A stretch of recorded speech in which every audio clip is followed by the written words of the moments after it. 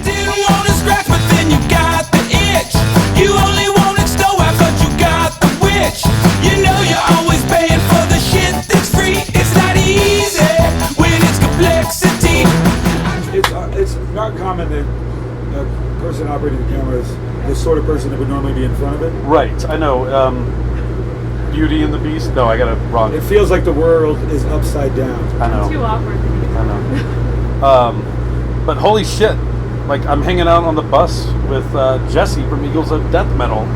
But then again, I'm hanging out on the bus with you. Yeah, and then all these fine people, right? Yeah, my friends. Yeah. People that I didn't have many friends when I was younger and a kid. When I find people I like or who even smile at me, it's like, I love you. You're nice to me, but even more nice. Yeah. Did you really not have friends as a kid? No, it wasn't that I didn't have friends. It gets told that way. But I was born in South Carolina, and I lived there till I was 7. My name's Jesse Hughes IV. I was like a little Lord Fauntleroy when I came here. I moved to Southern California in 1979 at the height of the punk rock explosion. And I was too precious, and I was small. I was smaller than everyone. I had a hillbilly accent. So I immediately I was different. And as my dad used to say, when you're different, you get hit with rocks, so don't be different unless you like it in your rock. I never held it personally. I never wanted to shoot to school. I just wanted to get laid. Yeah. And girls didn't have sex with me on purpose, and that was the worst part. Were you a punk rock kid at all? I was a music fanatic. Yeah. But I didn't dress punk rock. When I was in high school, I wore a suit and tie. I was Alex P. Keaton. You know what I mean? That's interesting. But the punk rock kids, well, punk is an attitude to me. Right. The way the desert was, desert rock. It was dominated by SST punk rock and Frank Zappa. If you want to know the histrionics of it, so it was Black Flag and this sort of punk is a true attitude. It wasn't about mohawks. That's English punk. It was about flannels and All Stars, and Levi's. And to me, Public Enemy is just as punk rock as Black Flag is just as punk rock as early Black Sabbath is. It's an attitude, just like youth. So I was a punk, but I was never rude. Yeah. And you were you with them at all those shows too? Did you stay? I was with Joshua. I was with, and I was, truth be told, I played flute. So occasionally with like sort of quartet I would play. And I would go to all the parties because I loved them. You know what I mean? It was lawlessness. I don't think it can exist again, but kids, we weren't going out into the desert with generators because we had to, really. It was because it was a retirement community. Kids weren't tolerated. We just wanted to get far away from our parents. And if we got to a point in the desert, you could see any cop coming for 2/4 of a mile. It was awesome. Hell yeah. And it was beautiful girls not having sex with me on purpose. And really scary dudes. And Josh would not let anyone fuck with me. Do you remember when you lost your virginity? Yeah, to my ex-wife. Oh wow. I was a square. A big move. I had a perfect. I didn't think school was lame. And because I didn't have a lot of social life, hanging out with my favorite hot French teacher or whatever was the closest action I could get. But it didn't work. It didn't work out for you back then, huh?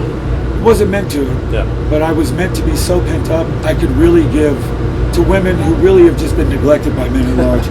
I feel like that's what I was here to, like, help men maybe redeem themselves. I just want to give.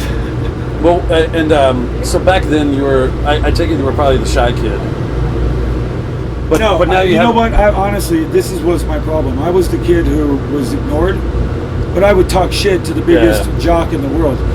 I never really gave a fuck about that. I was Josh said I was so stupid I was willing to lose. And that's when Joshua really became, that's our first interaction. Wasn't so much that he just stopped me from getting picked on. It was me being like, fuck you. And that's how I earned the nickname the devil. Because I would get vengeance on you, but it would be like by erasing your transcripts because I was the librarian's aide, or giving you AIDS. Well, one of my favorite things about you and the band, not really, lemonades, like favorite thing. So the attitude that you have, you're not playing a character. This is really you. Yeah, man. It's it may have been rough for me at a point, but that ain't anyone's fault. I got married. I'm the only dude I know whose child was born truly legitimately. We were married before we got pregnant. Nice. Well, and when I used to weigh like 275 pounds, big old redneck. And when I went through my divorce, I did the typical thing. If I served you, Lord, and here, this is how you repay me. So I did the worst drug I could think of. My friend Cherish, who I wrote Cherry Cola about, she showed up and did. This is when rock and roll came to me. It was like being a werewolf my whole life and not seeing my first full moon until I was 35. You know what I mean? She showed up and went, honey, you're going through a divorce. I'm going to give you a blowjob. It was like, and that's when I discovered that even the worst blowjob is amazing. Yeah. It sucks, but that's the mystical reality of the blowjob. Yeah. And I lost a bunch of weight, and I wrote the first record in a week as a joke to Josh, and here I am. It's like Cinderella. One of the you can't. Let me get my words right. So one of the things I like to talk to people about is getting up off the couch and making stuff happen, and that's essentially what you did while you were going through a divorce. But I benefit from having a good family, and I think this is important to note. So does Joshua. I was raised with a very unique ethic. I've always been successful in anything I've done to a certain degree because no one's going to give you anything, and you have to make your own luck, and you have to raise yourself up, and you have to earn every bit of respect you demand. You know what I mean? You can't demand respect. You have to earn it. You have to invest in people. I come from a business family. You know, I'm fortunate. So when I got to rock and roll, I didn't start early. I skipped all the shit that corrupts you and degrades you and turns you into a heartless animal with a good sense of humor.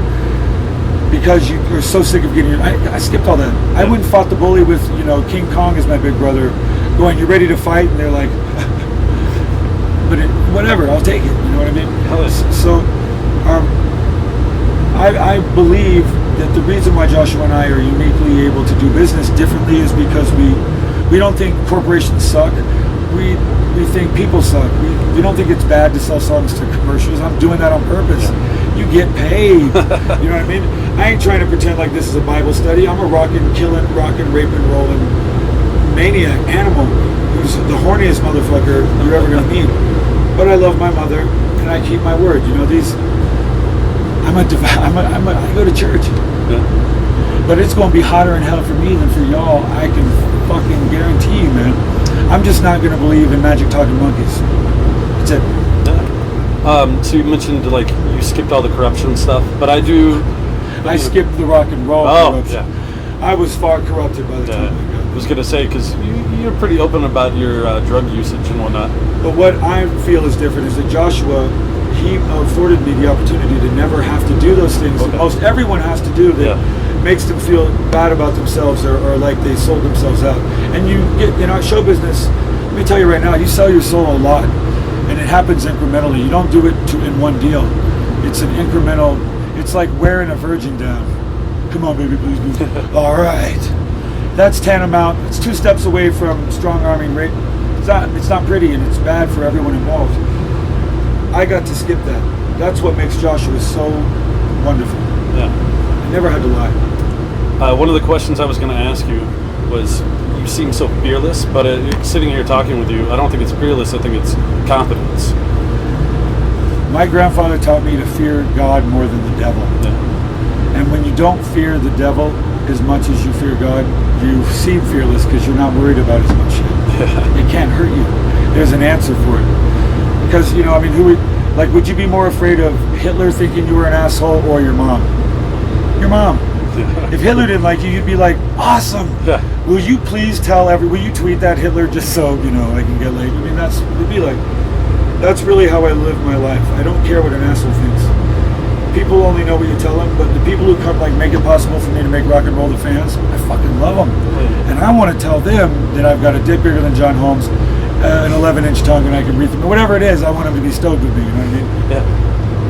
But the assholes, give a shit what they think. In fact, I hope they get herpes. Right. But, emotional herpes, whatever it is, I hope they get it. Yeah. And that they learn something from it. To get herpes, they'd have to get laid, and we don't want them getting laid. We just want them getting, mouth herpes. I've always tried to make music that's happy VD. You want to get this. Trust me. Catch this. I don't know if I succeeded, but I'm close. Nice. Can we talk about Zipper Down real quick? Sure. I got a copy of it. It's fucking great. Fucking love it. Thanks, man. It comes out October. Yes. And it just sounds so easy. Does it come easy to you, Jesse? This rock and roll lifestyle? I'm not trying to sound arrogant or anything, but certain parts of it, there's a an allegory to the pulling the sword from the stone. Arthur didn't know how or why. I don't know why. I really, certainly not anything I ever did in my life. I wanted to be a fucking Republican senator, but I really did. I mean, I wore a suit and tie. I mean, dork. I never did anything to be here, but that didn't matter. Certain things come real easy. Some of my best songs I've fallen asleep and woken up with in fucking dreams, like truly satanic moments. But then again, I guess it's never been a secret. My nickname's the Devil. Sing about selling my soul. And I'm 79 years old, and look at me. Do you have a painting in the back? Dude, you shut the fuck up. I was just going to say that. Sorry. But that means we're brothers now. We finish each other's thoughts. Yes. Yeah. And sentences? Yes. Thoughts, sentences. How involved was Josh on this record? Any at all? He's critically involved. I think the best way to look at what Joshua is the producer and studio drummer. He's Okay. Jimmy Miller. Jimmy Miller produced the Rolling Stones' greatest hits and played drums on Can't Always Get What You Want. But Joshua was also something else. He's the lead singer and creator and captain of Queens of the Stone Age, which is a fleet. I feel like I have my own battleship, and we get away with some crazy antics. Some of our behavior is questionable, and military command thinks we're unruly. Whatever, that would be my fantasy. And I'm the captain of that ship. But I also am the admiral's brother. So it ain't fair, but whatever. So when it comes to songwriting, you do it all? I write everything. Top to bottom? Joshua, I like the way he describes it. I bring him a big box of toys and I dump them on the table and I go, which ones you like? And I go, I like this one. And what he does with it is awesome. I'll tell you what, I'll give you some of my demos because I record the demos in a really highly developed demo way. Almost you could release them. I bring them to him. He obsesses on my drum beats and he gets it. And because he's like Great Babe, he's a giant, dude. Oh, yeah. He's really, technically, literally a giant, man. And when he plays drums, it's so weird, man. It's so Great Babe. It's so like Vikings. It's weird. Hell yeah. It's like we want to be the biggest gay couple in the world, but we just love girls. Girls. And We're going to have a reverse beard. We're going to pretend to be gay and hide the fact it'll be controversial. And at the end, it's all just to get girls? Rock and roll? It's to hang out with each other. It's Hell to do it the way it's supposed to be. It's to... I know this sounds corny, but I believe in rock and roll. Yeah. I love it. This is the coolest job in the world. And it's given me the opportunity to do things I know a lot of people want to do, and it makes me lucky. Oh, yeah. So, yeah, it's just to get girls. So I think of them as ladies, of course, and my friends.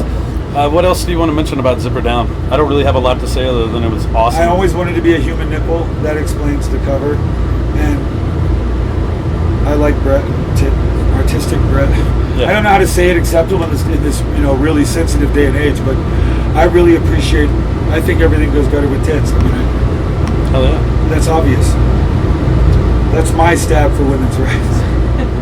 And being a successful businessman like you are, how hard is it to keep this three-ring circus going and moving?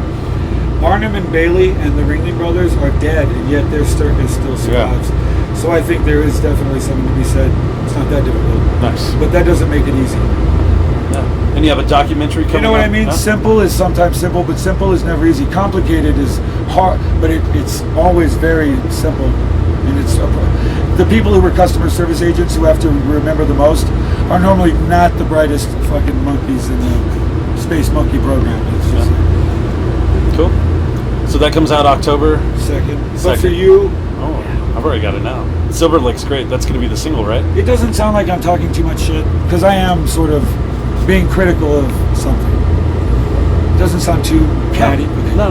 I don't sound like a bitch because I want to pull a reverse Liberace on this one. You know what I mean? I don't even know what that means. It just sounds rad.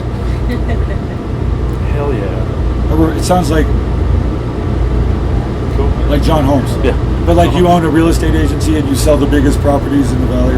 Oh my God, that would be awesome. You and I are going to start a real Let's estate do it. I'm business. down. I don't know anything about anything, but let's do it. You guys want a beer? Yes. Beer? Yeah, Yeah, are we done? Yeah, do you want to say bye? Or? Oh, yeah. I don't ever want this to end. I love talking about me. This is pretty good. I could talk to you all day long. We're going to continue talking. Yeah. And then maybe we Just should, not on video. because I want you to be able to see the people in the other side of the lens can't see how beautiful the young lady is behind the camera. We really just wanted to put the camera down so we can check her out, but I'm going to try to make it pretend like it's about something artistic or whatever, you know. Jesse, this was fun. Let's keep talking. Let's keep. Let's turn that Just off. know that this continues. Yeah. Just imagine